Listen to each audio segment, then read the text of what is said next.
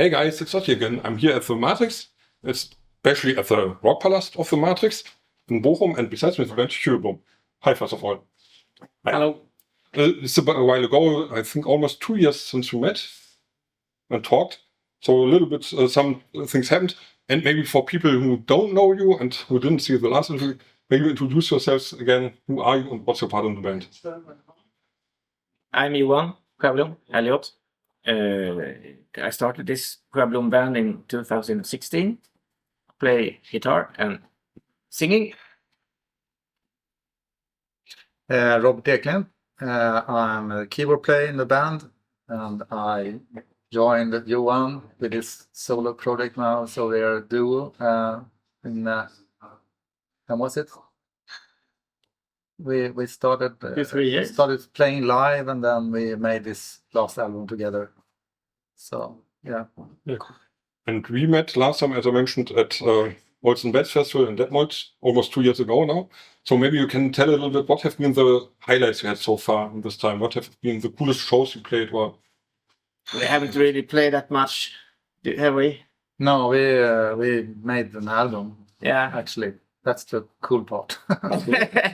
and Yes. about this album, we have to talk because it's really cool. And it's called Dead of Night. Yep. I'll bring it down here. Yeah. And it came out, I think, a month or something like this. 3.5 weeks.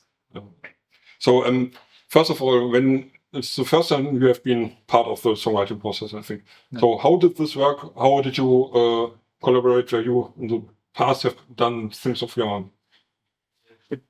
It's been working really great. In the beginning, the first time in the studio, it was a bit confusing, I think, for both of us. Then we found out how to work together, and I think it's really good because Robert had some grounds that I put some. When a new ground come, otherwise I might write the songs as I always do. Mm-hmm. So it's a new, it's from another direction, and it's getting different and interesting, and not the usual me song. So it was perfect, I think. And from your perspective, how did you come into his world and his songwriting? Was it easy or was it somewhat difficult to see how he works? Yeah, well, since I played with Johan for a few years, I know the songs and I know how the songs are and what kind of stuff that Johan writes. So my take was that I know what I like, but I have to consider what Johan is, and we try to collaborate as much as. In the beginning, we had like this goals, red thread, if I'm not saying. Yeah, totally. That's yes. To have like a common idea how it sound like. And then we didn't follow it like at all. No. Okay. No, but well, I had some old demos that I had, and Johan had some new stuff that he wrote, and we also wrote something together. So it's a little mix of both my old stuff and Johan's old kind of songwriting style, and we put it together in Johan's way of writing in a new context, you can say. For example, I made a song and I came to the studio to this producer and to Robert, and I played it, and they were like quiet, and then Robert said like, but the verse is this song you made a couple of years ago, and the producer said, and the chorus is another song that you wrote. So then I got really angry because I liked the lyrics, and I sat and was really angry in a corner. Yeah. And then Robert said, I want to have this, and they started playing this piano thing, and it started to get pretty cool. So then I took the lyrics and the melodies from my song and put it into his brand, and it works like perfect. And so it was a process. You learned how to work with each other and saw strengths and weaknesses of your songwriting and your songwriting, and you said, okay, this is the best we can take out of this, probably. Yeah, that's basically how we did it. So really great album, I think. And also we have a little bit of different influences, even though we like basically the same stuff, but Johan is more like a indie guy, and I'm more like a goth electronic guy. So it's a little bit both of that, also, you can say. It's for people outside who don't know yet, this is like a kind of post-punk synth, but also some indie and some people even say Britpop sound now. But it's always been like that. Okay, the first album was a bit more the real drums and stuff, but it's, you know, some songs were pretty electronic, and so it's always been kind of I made a song and I was like, okay, what do this song want to be heard? How should it be? The song needs to, you know, get the best of itself in some way, and it's like electronic or indie or whatever. And did you have some really cool moments where you said, okay, this song is at this point perfect, this feels really great? Some of those moments, do you have some of those in your heart that you keep carrying on? For the studio, for example, or from writing together? For the songs, I had some moments with some of the songs that was really I was really happy with the results. Like in the Dead of Night, that song. So that started out like a Beck, you know, the Beck from 90s. A song that started out like that, but went from that to a more like slow dive, and then something that we made. So it was quite a we were so happy special with process. Yes, we almost got crazy. We had to go out after the studio session and drink like thousands of beer and just listen to the song all over again, and it's like, oh, it's so good, it's so good. It's so funny. I mean, sometimes you have these moments where you say, okay, this is really great, this is really like this. Yeah. And about the lyrics, I think you write them all, or to write them together sometimes. I write the words, but sometimes the producer and Robert said, like, no, that's not proper English. What the fuck? Also, we have actually one song that a friend of ours wrote. Oh yeah. Which one? In the Dead for Years. Johnny Nightshade. Johnny, you know, wrote that lyrics, and Johan made some extras. Yeah, Fill in the lyrics. Put it together to a song. So that was. So it's possible for friends to contribute stuff as well. Yeah, and actually, I had an old song that I made with Mattias Svensson, who was part of Exploding Boy for like 10 years ago. And I showed Johan that song, and he said, okay, this could be a song that we can make. And we asked Mattias if it was okay to release it. So, and Johan wrote some new lyrics, not the old ones that I had. So, but we took some part of it, I think. Yeah, some part, yeah. So that worked also. Yeah, so we searched a little bit on our old drawers for stuff. And maybe it's a stupid general question, but what are the core topics? What are the main things you think about on this record? It's a couple of stories, actually. The last song story. It's about that. Yeah, about this guy. His wife's left. His girlfriend left him and for another guy, and he always likes to think that it's going to be great. She's coming back, and we're going to have this great life. And you know it's never going to happen. So that's the last song, and it's called "Great Times Ahead." Yeah, so I like stories like that. So depressed. with anti-heroes and people living in prejudice and stuff like this. But what? Like prejudice, for example, and anti-heroes and. Yeah, sort of. Yeah, you know, some 5%. You know, you find in life, and the rest is fiction. So it's always something real in the songs, but it doesn't have to be like a real story. And it's your first album on Cop International. Yeah. That's a cool label. I talked to Rodney from CASSANDRA COMPLEX before. So how did you connect to Christian? How did this come up? Through Sabine from Independent Booking Department.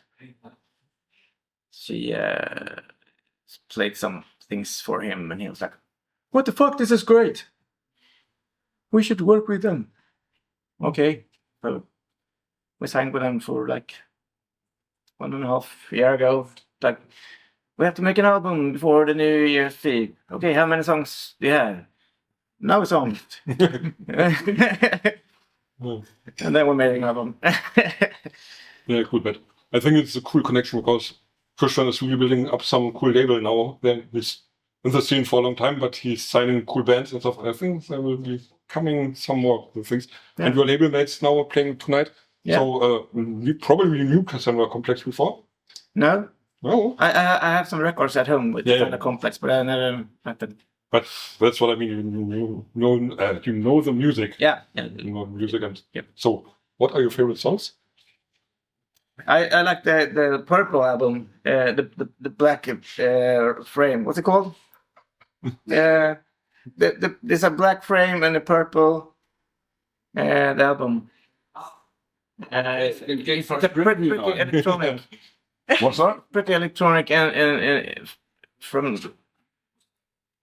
It's like a purple. Theomania. Yep, that's a good. And actually, when I was in my teenage years, you had a song on compilation, and this is EBM. This is customer. Yes, and that was huge in Sweden. That album. Mm-hmm. So all artists that was on that were notable. You know about them. So I would say like 1 million happy customers is my favorite actually. I think it's probably cool to tour with them now somehow. Yeah, it's really nice. And this is a cool thing. So is it a difference when you do some other show, for example? Would you do your set, for example, more fitting to Cassandra Complex, or do you say, okay, we do our set just on our own? Is it that you will think about what they will play or how they sound? No. Well, a little bit. Yeah, actually, we thought about maybe adjusting some songs in the set to fit more to the public here. But we have our set quite standard. So we know which songs we play. And then we tried, we played the new songs for the first time, and you notice that some are really hard to play. So we play the ones that sounds the best.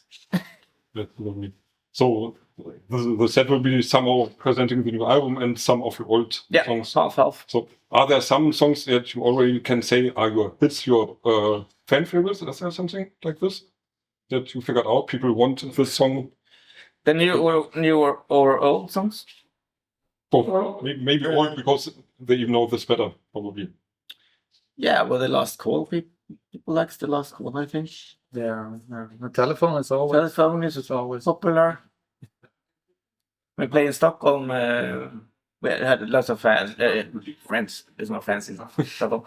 We have friends and families and stuff. So it was a really great show, and we were so nervous. And then we played the last call, and my friend, "Oh, this is so good!" And that was funny. It's a great song. And they like our songs. I'm really looking forward to the show. And we'll come to an end now because I think we want to eat something and prepare for it. One question I want to ask, because we are some of those growing bands that started them several years ago, and it was really small. Some people knew you, and were like in Germany we would say Geheimtipp, secret tip. Yeah.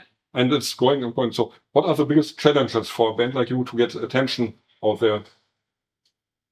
I have no idea how to do promotion or how to get big. I have no idea. I know no important people, and I know me.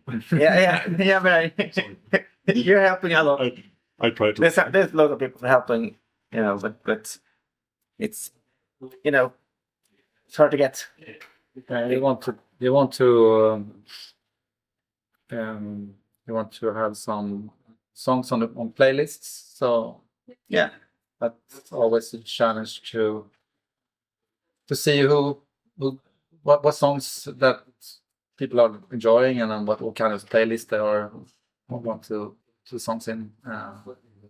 We have some different songs, as we said.